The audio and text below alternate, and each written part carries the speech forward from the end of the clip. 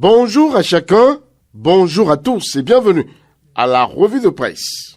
J'ai trouvé Patrice Talon ouvert et franc dans ses propos et commentaire du journal Le Projecteur. Cela dénote pour elle de la vivacité de la démocratie. Elle, c'est bien l'ex-ministre Sofiatou Onifade qui donnait là ses impressions de la rencontre Talon-Yahi via les démocrates qui s'est tenue le lundi 27 novembre 2023. Une rencontre qui ne finit pas de faire couler d'encre et de salive.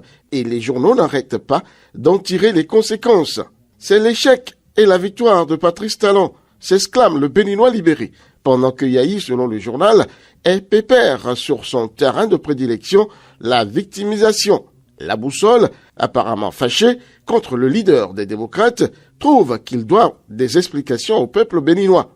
Parce que, réclamant la suspension du représentant des Forces Chloriques pour un Bénin émergent FCBE qui siège à la Sénat lors de la rencontre avec le président Patrice Talon. Le journal est si fâché qu'il se demande s'il n'est pas un faux opposant et à la Nouvelle Tribune d'apporter de l'eau au moulin de son confrère en notant une opposition à nouveau divisée. Et pour les mêmes raisons, note le journal, Matin Libre viendra clore le chapitre en relevant ces économies de vérité qui ont émaillé la fameuse rencontre qu'il illustre avec les photos de Yahi, Talon et le petit poussé Paul Roupet. Quittons ce charbon pour un autre ardent. La question brûlante de l'introduction de l'homosexualité dans l'enseignement des sciences de vie et de terre, les SVT au Bénin. Le Télégramme nous rapporte les clarifications du gouvernement à travers un démenti formel à l'instauration du phénomène dans le système éducatif béninois. Le Challenge ajoutera, le gouvernement explique et rassure le Parlement. Mais tout ceci ressemble à du bluff, se dit le journal.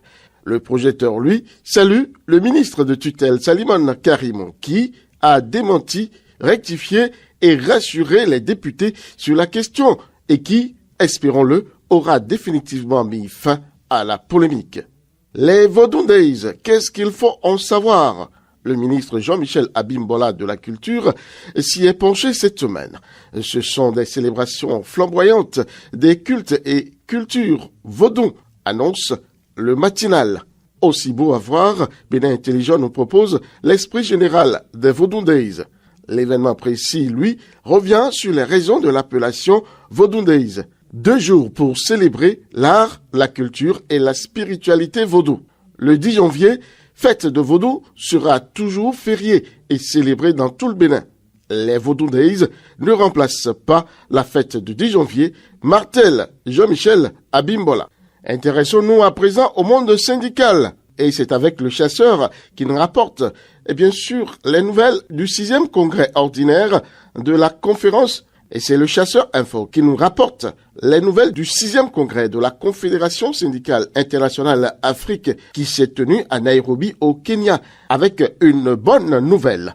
Anselme Amoussou, secrétaire général de la CSA Bénin, a été plébiscité secrétaire général adjoint de la CSI Afrique. Bon vent, monsieur le secrétaire général de la CSA Bénin. Fin de cette revue de presse. Peggy Ludovic Dagba, rendez-vous dimanche prochain.